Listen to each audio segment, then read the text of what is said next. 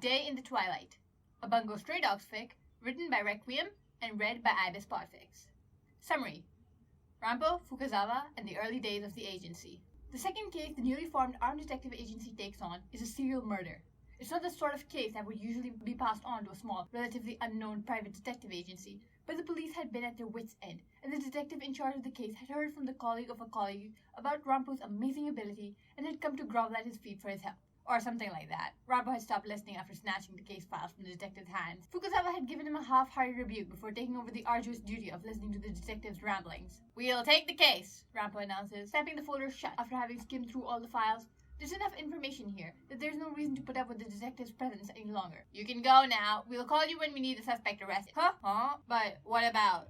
If there's anything else you think I need to know, just have your people send it to my people. His people being Fukuzawa checking the agency's email account, that is. "Thanks! Bye!" The bewildered detective gets successfully shooed out of the agency office, and there's blissful silence once more. Fukuzawa has a half-frown, half-grimace on his face that says Ranpo has committed another social faux pas, but he only says, "Remember, we need to maintain a good relationship with the police if you want them to keep bringing us cases." Ranpo plays back the interaction in his head, and he can't find anything he did that was particularly rude. He even waited for the detective to finish his sentence before telling him to leave. But he doesn't want the police to stop sending them cases that are always way more interesting when someone has already investigated and given up. So he just hums agreeably and brings the folders to a large table in the middle of the office so he can spread the files out to use his ability on them. The files are missing some pretty key data on the second and third victim, and even Ranpo's brilliant ultra-deduction can't just make up missing evidence. So he and Fukuzawa take a day trip out to Machida, and they're back in Yokohama and at the police station before closing to report on the suspect's identity. Fukuzawa buys Ranpo an ice cream cone on their way home, and even though Ranpo only gets to have one scoop because otherwise he'll ruin his dinner, he thinks as far as days go, this has been a pretty good one. The next day, on the way to the agency office, Fukuzawa stops by a newsstand to buy the morning paper, as he usually does. Ranpo gets the pages with the comics, while Fukuzawa browses the rest for news and possible work. And the front page news is a murder case Ranpo had solved the previous day. Ranpo says, as he ducked behind Fukuzawa's arm to read the first few lines of the article. "Didn't know the police had been working the case for so long. The murderer had been on the loose for a year. Police should have come to him sooner. It's good that the murderer is off the streets now," Fukuzawa says. He folds up the newspaper and tucks it under his arm, and they resume their walk to the office. The phone is ringing when they get there. Ranpo takes the newspaper and leaves the phone to Fukuzawa, settling down in his usual chair to read the comics. One of the downsides to taking cases from the police is that they don't pay well, if at all. So Ranpo will probably have to stoop to taking a few boring civilian cases in order to get this office properly furnished. People need to know from the moment they step in that they are entering the domain of a master detective. "Whoever that was, make sure you ask them for more money," Ranpo says when Fukuzawa hangs up. "I need a better chair. One that spins." "It wasn't a client," Fukuzawa says. "It was a journalist. She found out from the police that you were the one who solved the case, and she would like to interview you." "An interview?" Ranpo tosses the comics to the side. "This is so much more important. This is his chance to introduce the world to the greatest detective it has ever seen. When is it? Who's it with? Are the journalists coming here, or are we going to their office? Is there going to be a camera crew?" He sees them at crime scenes all the time, jostling each other behind the police tape for the best angle to shoot from. If he can get in front of the cameras, people will be able to find out who he is in no time. "Just the one journalist," Fukuzawa corrects. "She works for the local newspaper in Kyokawa, where the two of the victims originally came from.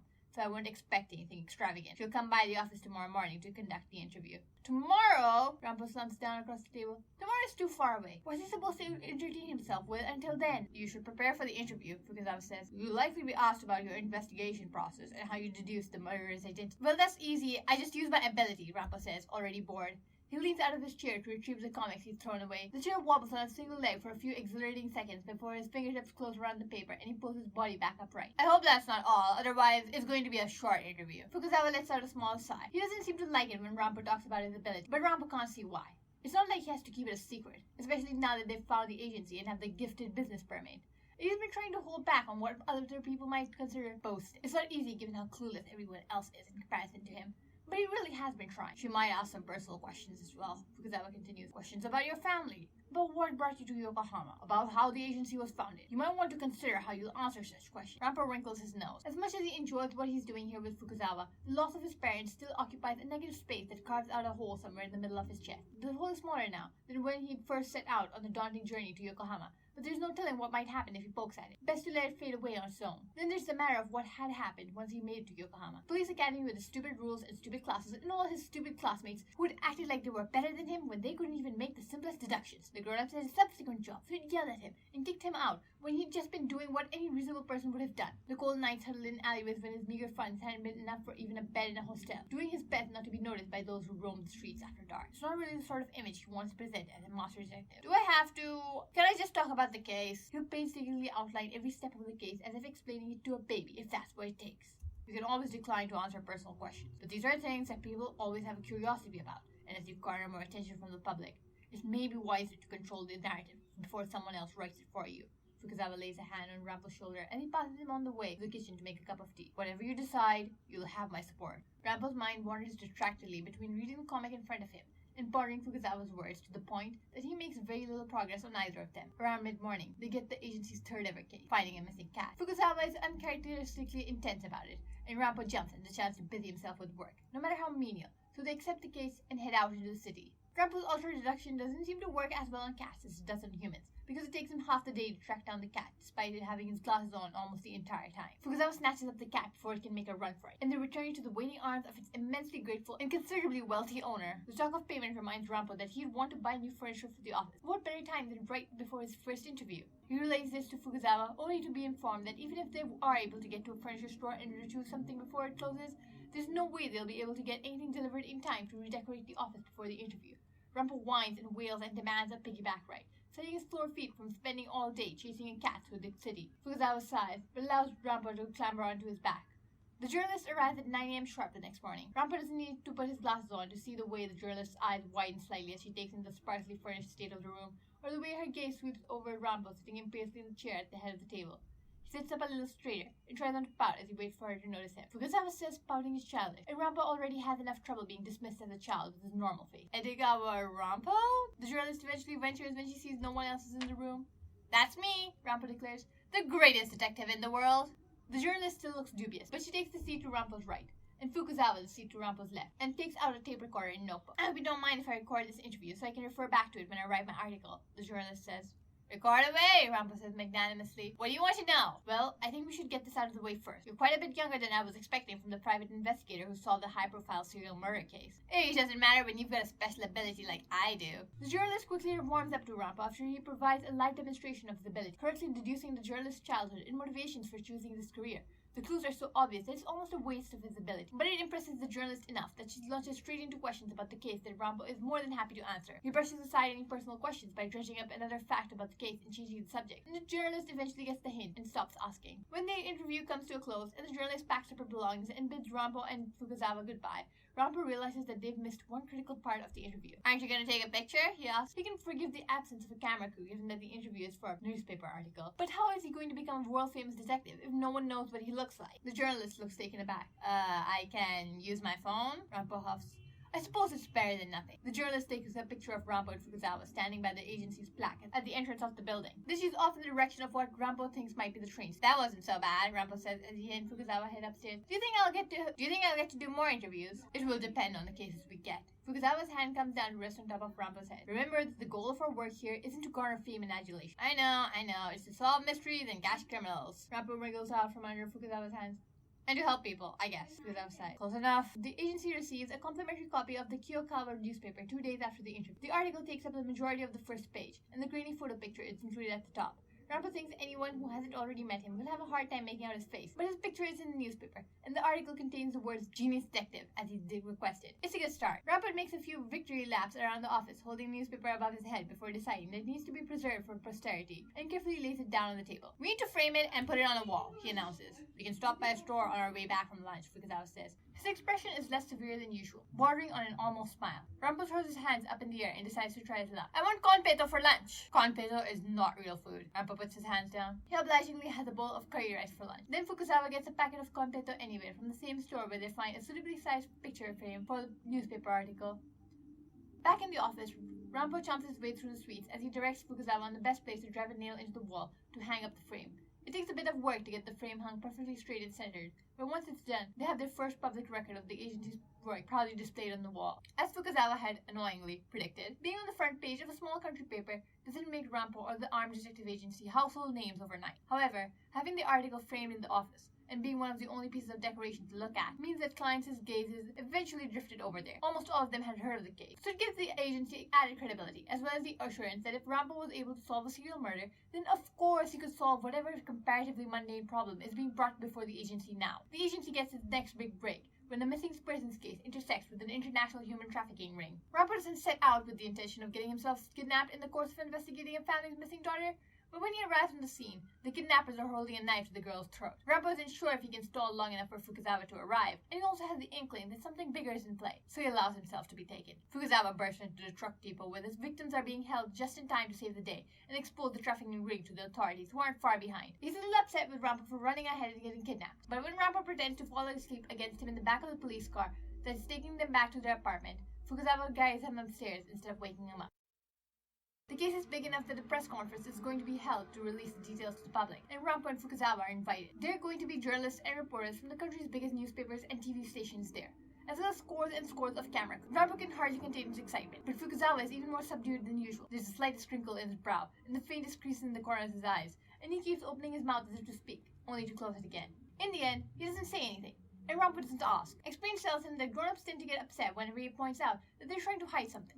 If it's truly important, surely Fukuzawa will speak up. There are lots of important people speaking at the press conference, and Fukuzawa has insisted he and Ranpo wear suits instead of their usual work clothes, so they don't stand out too much from the rest of the crowd. Ranpo has sulked a bit about not being able to wear his detective outfit. He wants to stand out from the crowd, not fade into the background, but hadn't put up a fight after deciding he actually looked rather spiffy in his new suit and tie. Fukuzawa looks weird, though. Maybe it's because it's the first time Ranpo's seen him in the suit. Or maybe it's the way the clean lines of the suit don't do much to hide the suppressed bloodlust under Fukuzawa's skin, itching to claw its way out. Ranpo knows that Fukuzawa wants nothing more than to put all that behind him, but he's not sure it's possible to leave it wholly in the past, where it seems plain as day to Ranpo, even using his ability. None of the passers-by on the street even give them a glance as they walk by, though, so other people must be as ignorant and unobservant as Fukuzawa has said. Ranpo squeezes his eyes shut and lets Fukuzawa lead them by the hand the rest of the way to the conference venue.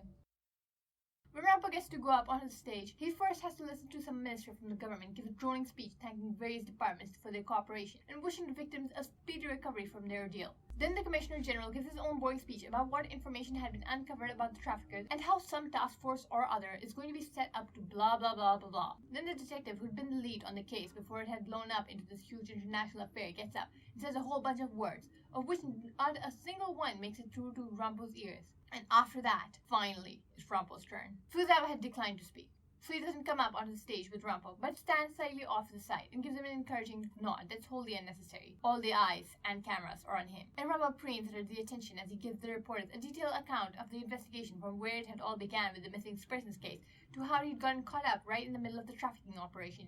He's about to regale them with the story of how he'd stalled the traffickers until the authorities could arrive, when he catches a glimpse of Fukuzawa out of the corner of his eye. Fukuzawa's strung tight enough that he might snap if someone pokes him, and his hand keeps reaching for a sword that's not there. Ranpo scans the crowd, but he can't see anyone who might be dangerous. There's no way Fukuzawa can see something that he can't, is there? He takes his glasses out of his pocket, puts them on, and sees nothing. That's not true. He can see which reporters are here because they care about the trafficking case and which would rather be elsewhere covering the latest celebrity gossip. He can see which of the politicians are having extramarital affairs, and he's fairly certain that the chief inspector is embezzling from police funds. But he doesn't see anyone who is here with the intention to cause harm. So what's got Fukuzawa so on edge? Ranpo sweeps his gaze over Fukuzawa and... oh. He doesn't want to be here. He doesn't want to be in view of the cameras, in the presence of people who want nothing more than to dig into the backstories of the genius detective and his silver-haired bodyguard. He's afraid that someone will uncover who he was and what he'd done, but they won't because they're all blind idiots who can't even see the clues that are already right in front of their faces. He's afraid that someone will try to attack Ranpo for his role in the case, but Ranpo already knows that no one here is interested in that. He doesn't want to be here, but he hadn't said anything because Ranpo had been so excited to attend his first ever press conference, and Fukuzawa hadn't wanted to spoil the mood. If he just told Ranpo what he was worried about, Ranpo could have allayed his concerns, but instead, he had to get all worked up over nothing. Honestly, grown-ups could be so silly sometimes. Although, if Ranpo had taken the time to look at any point before this, he could have seen what was wrong without Fukuzawa needing to say anything. So he does feel like he has to do something about the situation they're currently in. Detective? Someone else? The crowd is waiting in anticipation. No more questions, Ranpo announces, uncaring of what the actual question had been. I'm bored now. He ignores the murmurs as he tucks his glasses back in his pocket and makes his way back to his seat, passing in front of a startled Fukuzawa who dutifully follows him off the stage. Ranpo slumps down in his chair with his arms crossed, and the organizer quickly ushers the next speaker up to the podium. Ranpo. Fukuzawa leans over and murmurs. Fukuzawa doesn't like it when Ranpo brings up his past, so Ranpo doesn't see any reason to explain himself. Let's go home, he says instead. We can't just leave. It's too loud and too bright, and there are too many people asking too many boring questions. I want to go home. Ranpo slides further down in his chair and keeps his eyes shut, uninterested in knowing how many people are staring at him right now. He's vaguely aware of something coming up to them and whispering something to Fukuzawa. Then Fukuzawa's hand is on Rampo's back, and he's being steered out of his chair and towards the exit. Ranpo, Fukuzawa says when they're outside. What was that all about? I was bored and I wanted to leave. Ranpo drops down up top of a low fence and crosses his arm.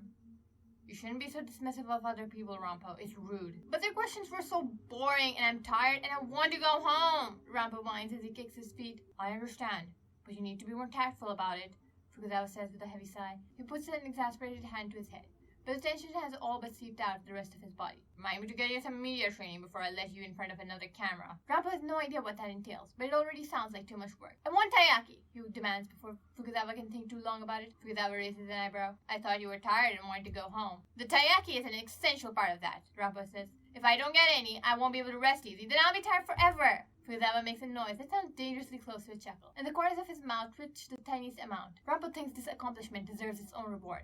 I'm tired, he whines. Carry me! Fukuzawa lets out an even bigger sigh than before, but he lets Ranpo climb onto his back, and they head towards the nearest pastry shop. The end. So, closing thoughts. Figured I might put the segment at the end now. This is my second Stray Dog spot fig in a row. Might do more if this one does well. I liked how expressive I was able to come off in this one. It was like, I really hope it works out well, because in the microphone it sounded good. So let's hope it on the speakers it does as well. If you have any suggestions or see if there's room for improvement, please tell me. I'm just a beginner at this, and I hope to get better. The recording equipment isn't as good as I want it to be, but there's nothing I can do about that. Only on the technical aspects, only in my voice, only in the editing. And I'm trying to improve that as best as I can. And if anyone has any figure recommendations, I would like that too. And goodbye.